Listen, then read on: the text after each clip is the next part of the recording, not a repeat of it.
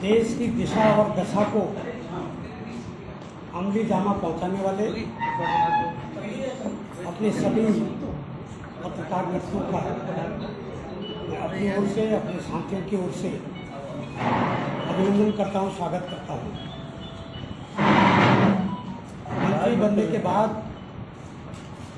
अपने विधानसभा बागेश्वर में जाना हुआ और सौभाग्य से हल्द्वानी कल आया हूँ। जसपुर से लगातार कार्यकर्ताओं का उत्साह और प्यार देख के गदगद हूँ और हल्द्वानी में जिस प्रकार से हमारे आदरणीय सुरेश भाई, संजीव भाई, उनके सारे लोगों ने यहाँ स्वागत किया है, उसके लिए भी मैं धन्यवाद देता हूँ।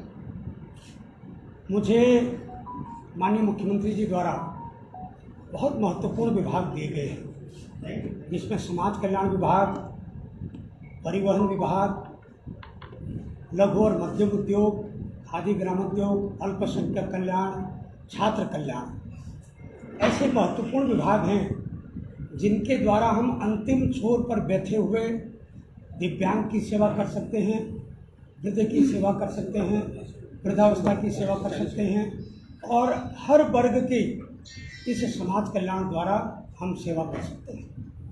आज ही हमारे सफाई कर्मचारी आयोग के उपाध्यक्ष के नेतृत्व में, अपने महापौर के नेतृत्व में नगर निगम सभागार में हमारे सभी कर्मचारी संगठनों ने वहाँ भी अभिनंदन किया। मैं धन्यवाद दूंगा माननीय मुख्यमंत्री जी को कि सफाई कर्मचारी को मिनिमम 15,000 रुपया मासिक वेतन मिले, इसका शासनादेश जारी कर दिया गया है। सभी जो हमारे पेंशन थे, पेंशन की धनराशि 1200 से 1400 का शासनादेश सबसे पहले प्रदेश में किया गया है और एक परिवार में वृद्ध और वृद्धा में एक ही को पेंशन मिलती थी। माननीय मुख्यमंत्री जी ने दोनों को पेंशन देने का भी शासनादेश कर दिया है। मैंने सभी विभागों की अपनी समीक्षा की है और समाज कल्याण की भी समीक्षा की, परिवहन की भी की है। परिवहन विभाग एक महत्वपूर्ण विभाग है और परिवहन विभाग में जो रोडवेज का सेक्टर है उसकी स्थिति गंभीर है, मगर मैंने रोडवेज के कर्मचारियों को, अधिकारियों को 100 दिन का रोड मैप दिया है कि रोडवेज की आमदनी बढ़ाने का आप काम करें। उस पर मैं भी विशेष प्रयास कर रहा हूँ। मैं सीएनजी बसों की बेड़ा बढ़ाने का काम कर रहा हूँ, मैं इलेक्ट्रिकल बसों की बेड़ा बनाने की बात कर रहा हूँ और जो आने वाले समय में बहुत ही महत्वपूर्ण उत्तराखंड का चारधाम यात्रा है, चारधाम यात्रा निष्कंटक हो, सुविधाजनक हो, ऐतिहासिक हो, इसके लिए पूरा प्रयास विभाग की ओर से, मेरी ओर से और माननीय मुख्यमंत्री जी की ओर से किया जा रहा है। अभी प्रदेश के माननीय मुख्यमंत्री और उत्तर प्रदेश के माननीय मुख्यमंत्री जी द्वारा रोडवेज को 105 करोड़ रुपया दिया गया है, जिससे हम रोडवेज का घाटा बांटने का प्रयास कर रहे हैं, मगर ये पर्याप्त नहीं होगा। रोडवेज तभी अपनी स्थिति में आएगा जब तक रोडवेज की अपनी स्थिति, आमदनी के स्रोत न बढ़े। मैंने प्रयास किया है, मैं देहरादून के आईएसबीटी में गया हूँ, कल रामनगर गया हूँ और मुझे कल जसपुर भी देखने का मौका मिला और हल्द्वानी आईएसबीटी का मामला भी अभी माननीय उच्च न्यायालय में लंबित है, इसको भी निस्तारित करने का मैं प्रयास करूँगा और मैं ये भी प्रयास करूँगा जो पहाड़ में हमारा पलायन हो रहा है, उस पलायन को रोकने के लिए एक ही चारा है कि हम स्थानीय कुटीर उद्योग, लघु उद्योग, गृह उद्योग लगाकर हम वहाँ के स्थानीय बच्चों को यदि हम रोजगार दे सकें, हम वहीं पर लोगों को फायदा दे सकें, तो हमारा पलायन भी रुकेगा और रोजगार भी बढ़ेगा।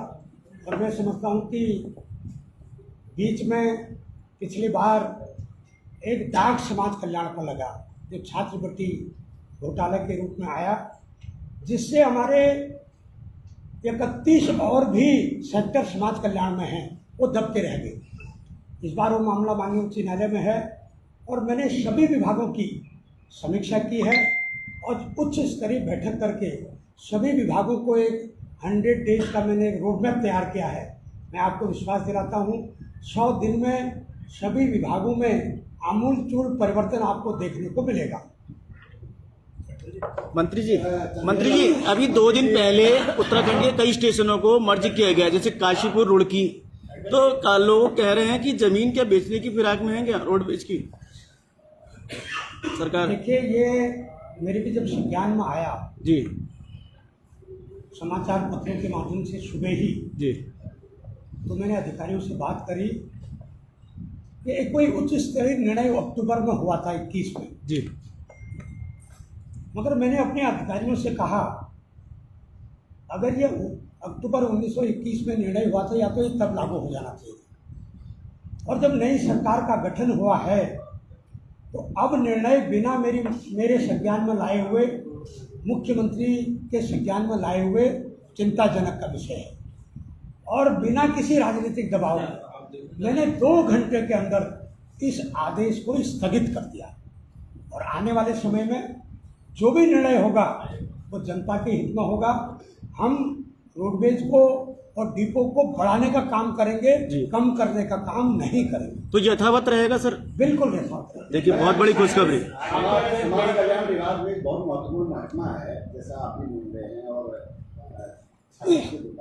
थोड़ा छोड़ दें। बेसिकली नीतिगत जो मामले हैं, आज भी वृद्धावस्था के लिए वृद्धावस्था पेंशन लेनी है या विधवा पेंशन लेनी है या कोई भी पेंशन लेनी है, उसका जो सिस्टम है, मतलब कोई नीति नहीं बनी, नीतिगत निर्णय। मंत्री जी बता रहे हैं कि स्टेशन ग्राम पंचायत बने रहेंगे, ग्राम प्रधान रुड़की काशीपुर बैठक करते मर्ज नहीं होंगे, प्रस्ताव आने चाहिए, वहाँ से ब्लॉक में जाना चाहिए, ब्लॉक से प्रोसेस में जाना चाहिए। लेकिन अभी भी आप लोग शिविर आयोजित कर रहे हैं। आप देख रहे होंगे कि मतलब सारे हमारे मीडिया के लोगों को पता होगा कि शिविरों के खबर छापते हैं। आज हम शिविर डाली है, उसको ये दे दिया गया, मतलब जैसे आप वो गिफ्ट कर रहे हैं, मतलब एक बिल्कुल मतलब प्रोसेस। और जो शिविर में खर्च हो रहा है, जो मैन पावर खर्च हो रहा है, उसका कहीं कैलकुलेशन नहीं हो रहा है। क्या भाई, मेरा सवाल ये है कि क्या मतलब 100 दिन जो होंगे उसमें इस मामले में जो पेंशन वितरण की जो पॉलिसी है समाज कल्याण की, क्या कोई नीतिगत निर्णय लिया जाएगा?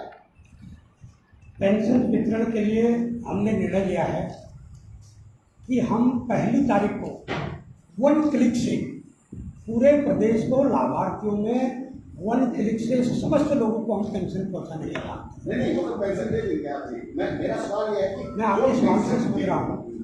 कल जसपुर से जब मैं आ रहा था तो ये प्रकरण मेरे सामने आया कि आय का वो नहीं बन पा रहा है, क्योंकि पहले आय प्रमाण पत्र पटवारी और ग्राम विकास अधिकारी के माध्यम से बन जाता था, अब ऑनलाइन व्यवस्था होती है। मगर मैं ये कोशिश करूँगा कि हम जल्दी ही कम से कम ब्लॉक स्तर पर हम समाज कल्याण के कैंप लगाएंगे। ग्राम विकास अधिकारी, पटवारी, राजस्व विभाग, समाज कल्याण विभाग के लोगों को एक साथ बिठाकर हम उसी दिन पेंशन के प्रकरणों का निस्तारण करेंगे। मंत्री जी, एक आपसे लाना चाहूँगा। परिवहन जैसा महत्वपूर्ण डिपार्टमेंट दिया है और जहाँ पे आप बैठे से पूरी रांची बस अड्डा बनना था और सब कुछ पूरी हो चुकी, लेकिन पिछली सरकार में एक मंत्री के अहम या ईगो के चलते उसको यहाँ से शिफ्ट करना पड़ा और अभी तक नहीं पता लग पा रहा है कहाँ बनेगा, इसमें क्या कहेंगे? मैंने इसका अध्ययन किया है और मेरे संज्ञान में मामला है, क्योंकि मामला वर्तमान में उच्च न्यायालय में लंबित है। इस स्तर पर कहना उचित नहीं होगा, मगर मैं विधि और अपने जो अधिकारियों से बात करूंगा और जो लंबित मामले उच्च न्यायालय में हैं उनको भी निस्तारण करने का काम करेंगे।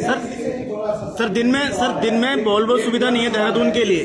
दिन में सवाल है, रोडवेज से जुड़ा हुआ महत्वपूर्ण सवाल है। आप देखते होंगे कि अगर यहाँ से कुछ अगर जाओ, मैं रहने वाला हूँ, आप बागेश्वर हैं, आप रोडवेज की बस में बैठिए और आपको कहीं खाने के लिए मतलब कहीं अच्छा खाना नहीं मिलेगा, ठीक है। दिल्ली अगर जब आप जाते हैं, दिल्ली में अगर जब आप रोड पर निकले तो वहाँ पर एक मोनोपोली है जो ढाबे का है। कमिश्नर साहब आ गए।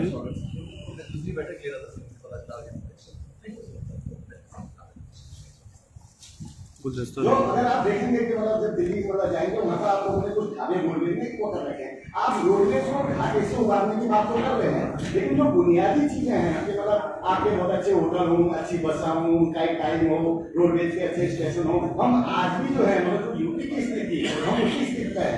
क्या मतलब 100 दिन में हमें कुछ देखेंगे कि कोई एक अच्छा स्टेशन आपका दिखेगा या कोई एक अच्छी व्यवस्था दिखेगी, कुछ दिखेगा स्टेशन में? जैसा कि मैंने आपको बताया, रोडवेज की स्थिति बहुत चिंताजनक है। इसके अलावा भी गंभीर मामले हैं, इसके अलावा भी और बहुत गंभीर मामले हैं, मगर छोटी छोटी चीज़ों को दूर करके ही रोडवेज की स्थिति को ठीक किया जा सकता है। मैंने पहली ISBT के निरीक्षण में कहा कि हमको सबसे पहले ख्याल करना पड़ेगा पैसेंजर्स का, यात्री का, जो हमको आमदनी देता है और जो गाड़ी को समय पर चलाता है, गाड़ी रोडवेज को जो आमदनी देता है वो है ड्राइवर। उसकी भी हमको चिंता करने की जरूरत है। हमको अधिकारियों की चिंता करने की जरूरत नहीं है।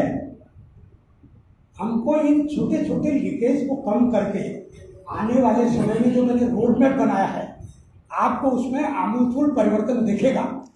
सर एक सवाल सर रोड देहरादून के लिए वॉल्वो की सुविधा एक भी नहीं है दिन में, जबकि दिल्ली के लिए तमाम गाड़ियां हैं, अपनी राजधानी के लिए नहीं है। सर इसमें कुछ कदम उठे, इसको मैं संज्ञान में ले लूंगा। दिन में से एक तो चालू हो जाए सर। मंत्री जी, एक है जो रोडवेज है उनको कितना जो है बढ़ाएंगे, जैसे कई स्टेशन से आके, जैसे हम लालकुआं की बात करें, ऐसे ही कागजपुरी क्षेत्र है वहाँ पे बस अड्डे नहीं है, तो उनमें आवश्यकता भी है, तो कितने स्टेशन आप बढ़ाने की संभावना